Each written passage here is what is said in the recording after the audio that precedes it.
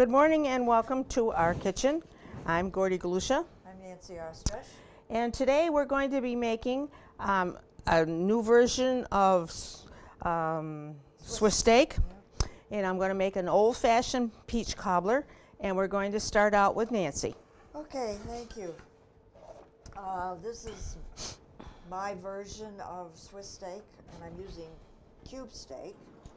You can use round steak, flat, whatever, different steaks. But a long time ago, in my married life, of course, I realized that a lot of beef roasts or steaks or stuff, my husband just cut the fat and the grizzle, and by the time he got ready to eat, it was Tiny. It was cold. And tiny. So for years, I basically stay with ground beef and cube steaks. Now, sometimes cube steaks are not the best either. So I'm just frying them.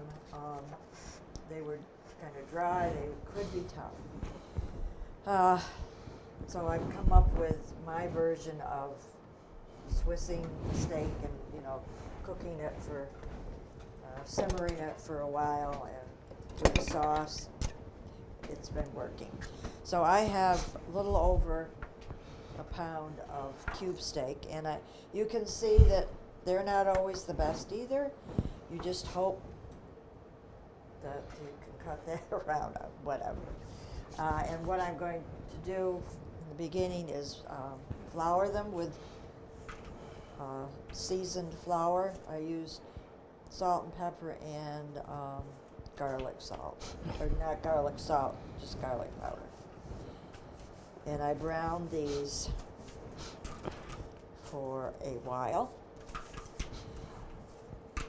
And then I will add chopped onion, and you can use, if you like pepper, green pepper, or red pepper, whatever, you could add some of that, but I don't, and so I had celery, and I have a mixture of chopped celery and onion, which I will put in later. So while I am browning the cube steaks, I will turn it to Gordy, over to Gordy. Okay, this morning I'm going to make an old-fashioned peach cobbler. And in my bowl, I have 5 cups of peaches, a cup of sugar, a teaspoon of cornstarch, a half a teaspoon of cinnamon, a half a teaspoon of vanilla, and I'm going to mix this up like this. Going to mix it all up, and I'm going to put it in my pan. I have a 9-inch baking pan.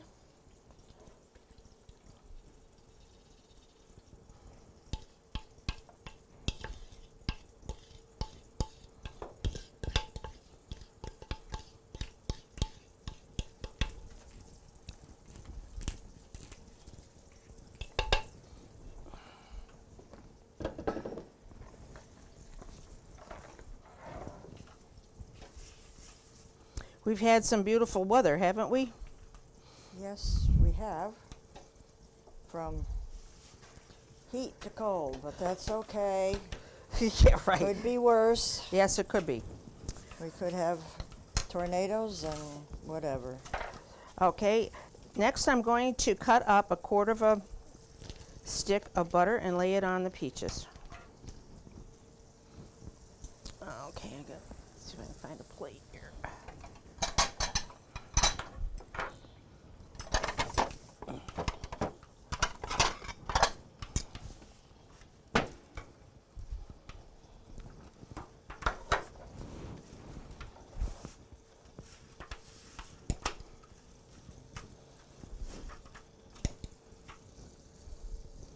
Let's just cut them and scatter them around.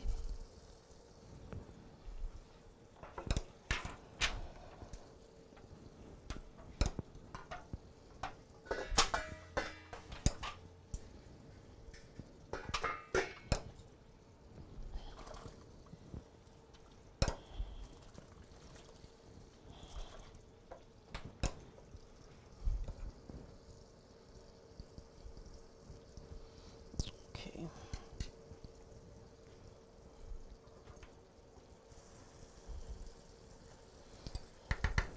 Okay, now I'm going to make crust for that.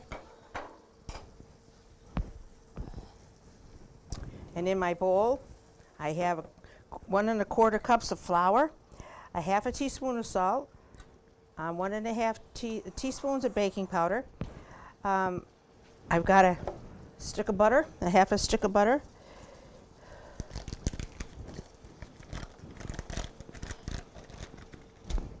And a 1/2 cup of milk. I will put the milk in my flour. And I will put this in here, and we're going to make a crust, hopefully.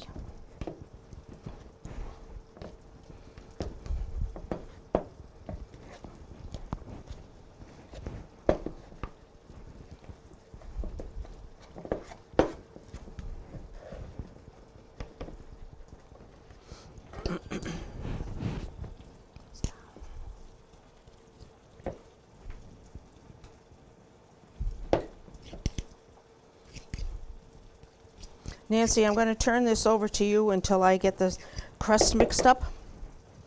It's going to take a while because I had a...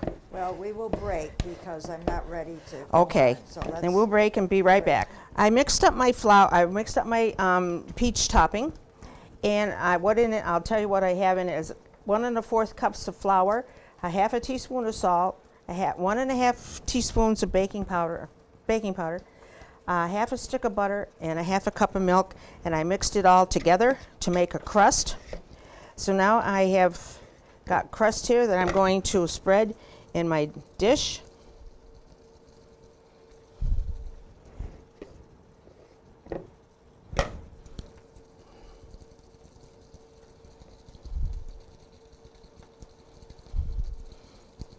Takes a little while to do this.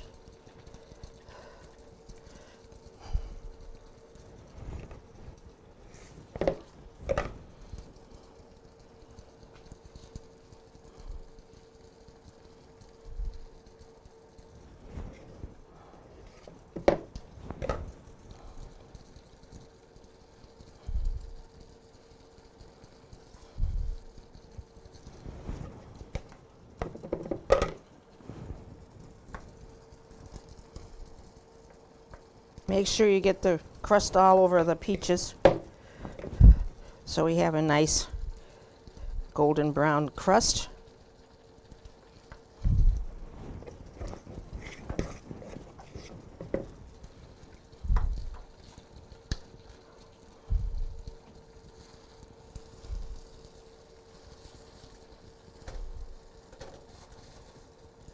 That was like that.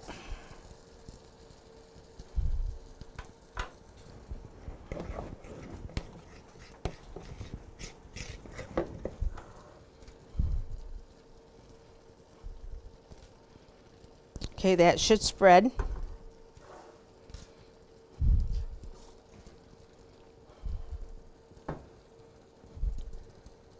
Okay, and that's what it looks like.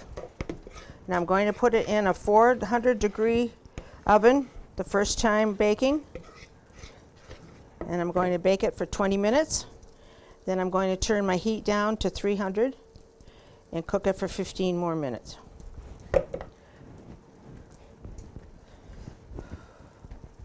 So now I'm going to put this in a 400-degree oven.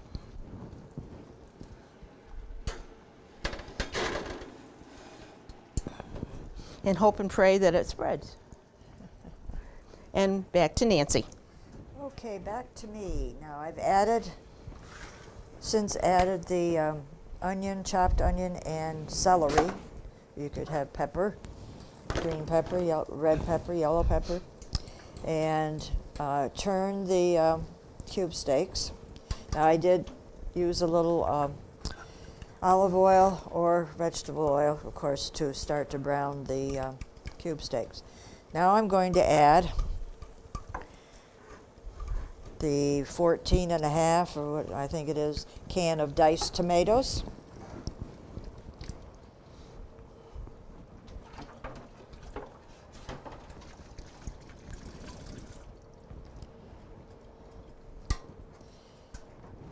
And something else to hope that it might tenderize the cube steaks, if need be, is my vermouth, sweet vermouth. I'm just pouring it in there to rinse the. And I'm not giving you an amount.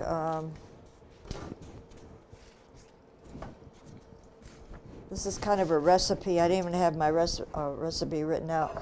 A recipe you could do quite a bit, and you just do it by memory.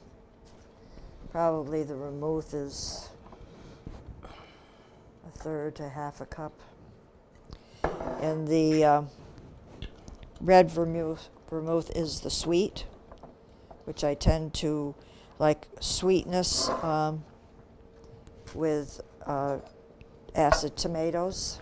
Is vermouth, is it a smooth liquor, Nancy, or is it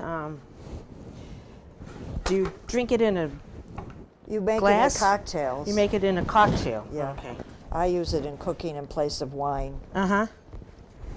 Well, that's And it good. usually works. Works all right. Yeah, there's red and there's white. And white I would use if something like marsala, the chicken, I would Chicken, use. yeah, marsala that way. And to add a little bit more sweetness, I also like to put in some honey. And I've been using raw honey because honey that's been pasteurized, so to speak, it just kind of kills The taste, the flavor. goodness of honey. So this is all going to simmer for half an hour or even 3/4 of an hour.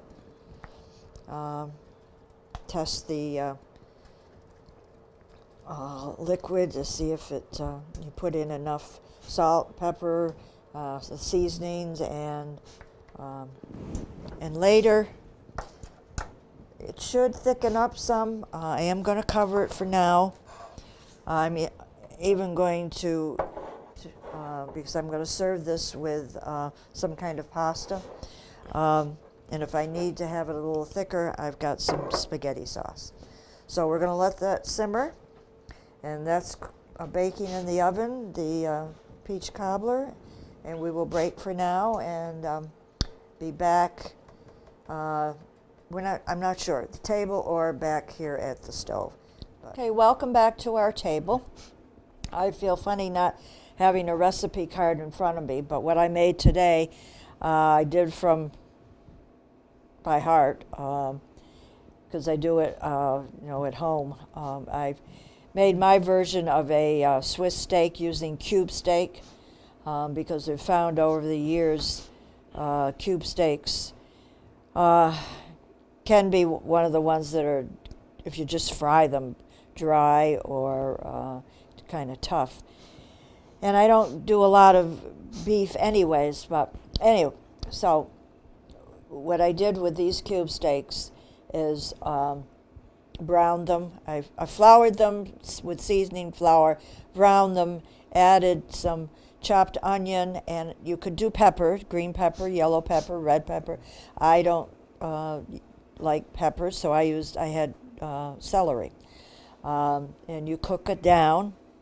You add a can of diced tomatoes, and I added a little bit of vermouth to taste, to help with the tenderizing, and to sweeten it up a little. Even though the vermouth is the red or the sweet vermouth, I needed some honey. I like to use honey to sweeten, like tomato sauces and stuff like that. So you let them simmer for, well, as long as an hour or so, and hoping that your cube steaks are going to be tenderized too. So they're good. And then the last 15 minutes or so, I took the cover off because that evaporates some of your liquid and you can get a thicker sauce because I serve it with pasta. And I did have some spaghetti sauce in the fridge, and I also added a little bit of that to add more flavor and to thicken it a little. So I got it at pretty good thickness for the sauce to use with pasta. And then sprinkle on a little Parmesan cheese, and you're good to go. So, Gordy, you look like you cooked up something good too. Today I made an old-fashioned peach cobbler, and in it, I have 5 cups of peaches, and I have a cup of sugar and some cornstarch to thicken up the juice that's in there, and cinnamon and vanilla, and a half a stick of butter that I put on there, and I put on the peaches and then put them in my pan. And for the biscuit topping, I have 1 1/4 cups of flour, 1/2 teaspoon of salt, 1 1/2 teaspoons of baking powder, and a half a cup of milk, and a half a stick of butter. And I mixed it all together and put it in the top of my peach cobbler like that, and spread it out. And this is what it came out. The longer it sits, the thicker that it will get. Yeah. But right at this moment, it's pretty thin right now, but that's how we're going to have to eat it today. So if you would like any of these recipes, please send a self-addressed stamped envelope to Dalton Community Cable, 151 Park Avenue, Dalton, Mass. 01226, and that is all from our kitchen.